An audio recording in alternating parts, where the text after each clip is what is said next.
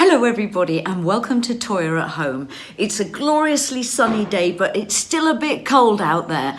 It's going to be a bit noisy. I am literally 100 yards from where our new offices are being built, and it really is all steam ahead.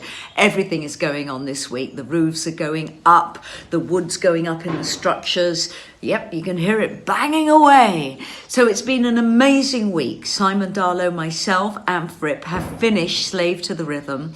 I want the release date to be the 4th of June. And the reason for that is Mercury finishes its retrograde journey on the 3rd of June. And I'm always deeply suspicious of releasing anything or even opening a new play during Mercury in retrograde. If you don't know it, look it up. It happens 3 times a year. And whenever it happens, it's usually to do with technology or miscommunication. But if I'm opening a show or I'm starting a tour during Mercury in retrograde, I have to be really, really careful because things can go wrong. Cars can break down.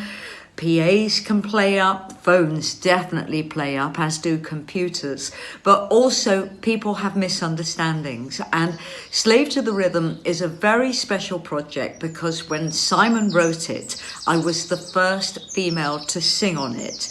And then it got passed on to Grace Jones because I sang on the demo. And Simon said to me earlier this year, come on, let's record it. Let's do our version again. And it's different. It's got the same power. Obviously, it's a brilliant song. The song is perfection. Grace Jones's version is absolute perfection. So what we've done is just added what you cannot ignore as Toyahisms and you cannot ignore as Fripp-isms. We have added our isms, and it's really dancey. It's an absolute earworm, and we're very, very excited. So I finished all of that recording this morning. It's going to be mixed in a couple of weeks, and then it goes out to the radio stations and all of that in time for the June tour, which is looking amazing. I think most of it is sold out. And I want to say to any of you, if you've missed your tickets, you can come and catch other shows. I've got Isle of Wight Festival, Chill Festival, Rebellion Festival. There's so many festivals throughout August. They're all on my website.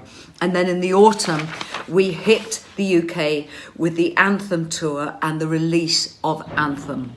I finished signing 1,500 sleeve notes today as well. It took about 4 days to get it done. And it's looking amazing. So for the first few thousand of you that order in advance for Anthem, you will get signed copies. There's going to be the CD and the vinyl. It just looks breathtaking. And don't forget, we're coming up soon to the 13th of May. I just love that this is coming out on Friday the 13th. This is the reissue of Toyah, Toyah, Toyah. It's got She on it for the first time, off blue meaning. It's the most amazing colour vinyl. Oh my goodness. Isn't that just edible? And then you have this wonderful, wonderful box set that includes one of the most incredible things I was ever involved with, and that's the documentary Toyah, Toyah, Toyah. You have the complete live set from the Lafayette, Wolverhampton, 1979. The complete version of Neon Womb, no fade out. It's in its entirety. So that is out on Cherry Red on the 13th of May, Friday the 13th. Slave the Rhythm, I'm aiming for the 4th of June, and that's going to be Demon Music. That's going to be a digital release. And then Anthem and the re-release of Anthem is September, and then we're looking at the re-release of In the Court of the Crimson Queen, reworking it with Robert Fripp on it, and adding Slave to the Rhythm in it for Christmas. So it's all absolutely incredible. It's really busy. The world is mad. I've had to come out here because Fripp is dictating a new book in the house.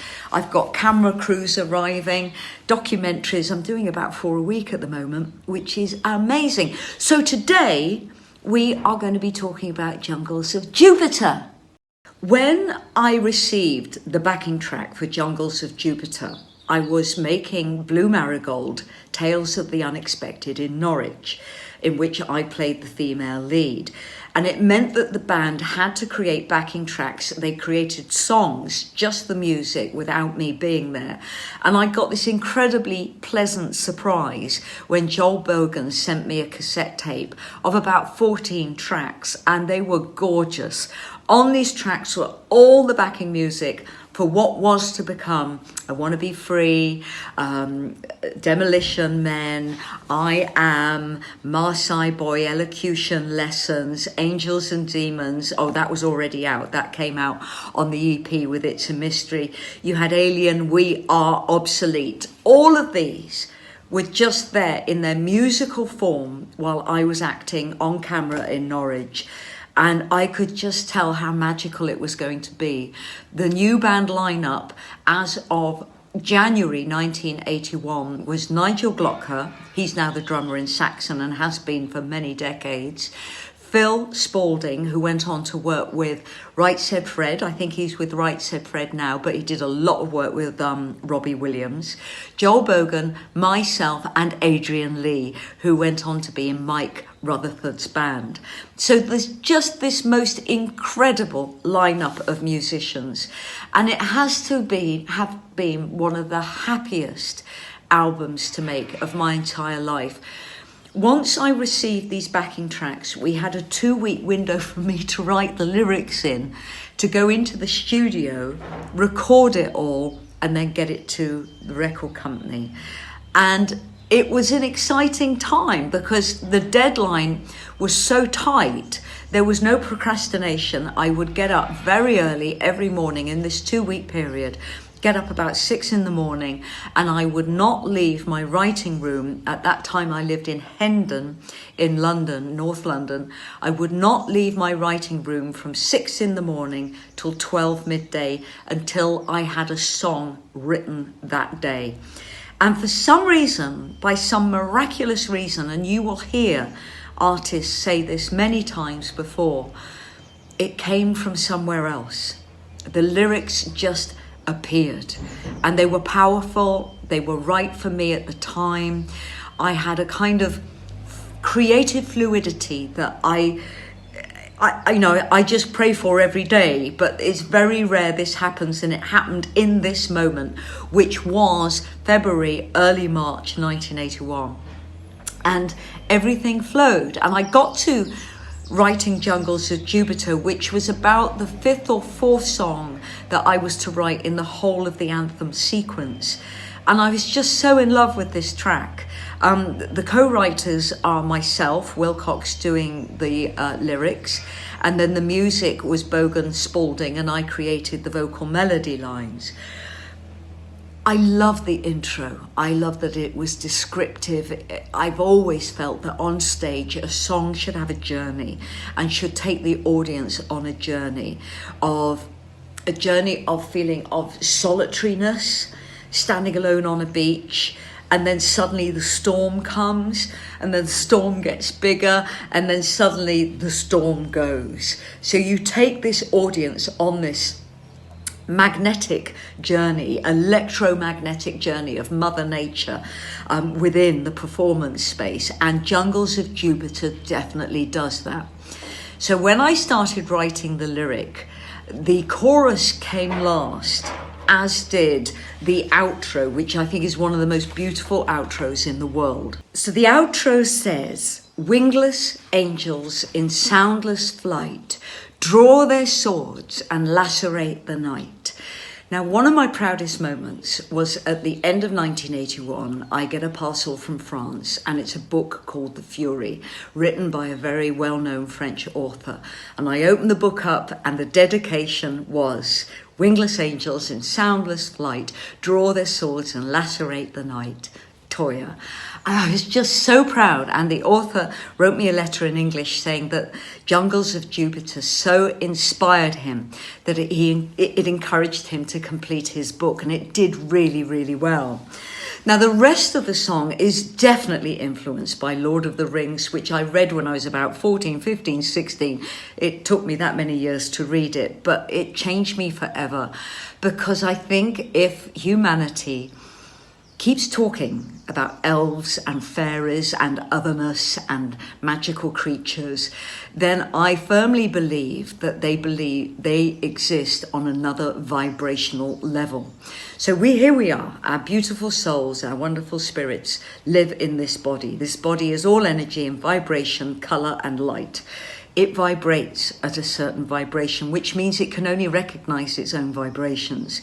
So there are so many vibrational fields in this universe that I truly believe that we are surrounded by the supernatural and supernatural beings. And that is what Jungles of Jupiter is. It's also a nod and a wink to the many moons in our solar system that are possible, capable, and have been capable of having animal life, biological life. Because I think it's either happened before or it will happen again. And Mars is a prime example. I think we're getting so close to admitting that Mars had a civilization. So Jungles of Jupiter, it is all about that. And that's all I'm really going to say about it, because I want you to have your own images, your own moments with it, and your own memories of it. But what I will say, when I sat in my music room that day, not allowing myself out to eat or drink till midday, it was a very exciting time because I loved what was coming through. And the last thing to come through was the chorus. And with the chorus, I just allowed myself to use words that tripped off the tongue. Now, I'm remembering from the 70s, there was a band, a very poppy band like Chicory Tips. I mean, real pop, but everything, just the syllables, just absolutely bounced with such lightness off the downbeat and off the lyrics. So this is kind of, I said to myself, lighten up, Wilcox, write a chorus that sounds like a chorus. Blistered confusion in crystal caves, shattered lights blow my hair in a trillion waves. The gauntlet of gold, chariots of flames, the misty mountain king's lame. And all that imagery reflects right upon the cover of Anthem itself, where I wanted this whole other existence of supernatural beings at battle with each other, but it was a supernatural battle rather than a battle of land. And that is the story of Jungles of Jupiter.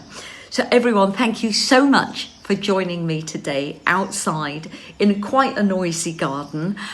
We have a very wonderful Objects of Desire for you tonight with me and Mr. Fripp, and a very zany, very different. We've gone for a different genre for tomorrow's Sunday lunch. And we're probably going to use different genres for the next 3 weeks. So it's an interesting one. Enjoy. And I will see you out there very, very soon. Lots of love from Toyah. Mwah!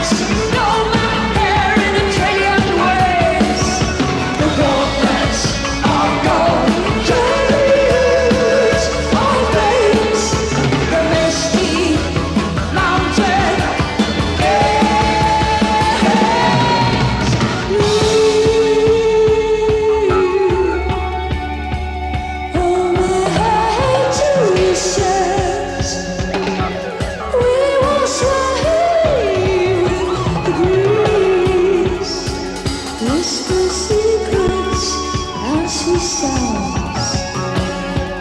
Rings in the trees and our heads are crowned. Western confusion in crystal plates.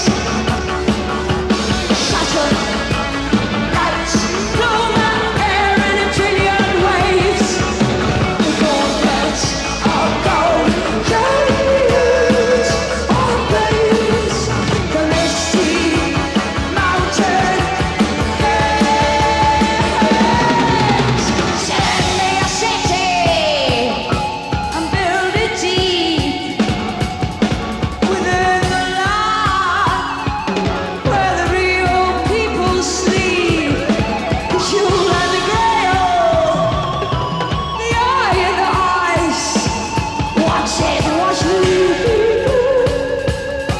live their lives. Send me a city, an intrusion in time, where return to the darkness, sad and voids of mine. Moments of technology. Moments of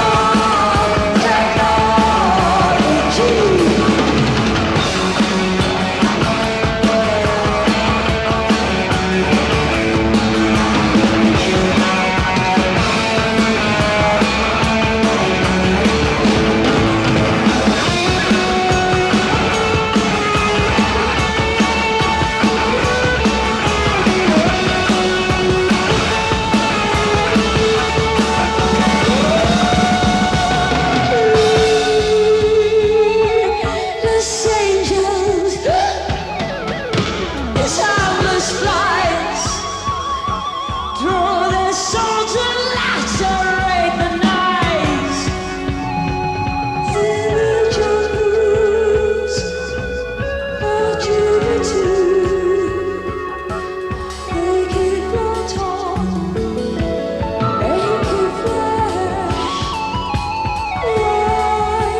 Innocence in royal minds, making love out of time. Flashing bodies, making the time.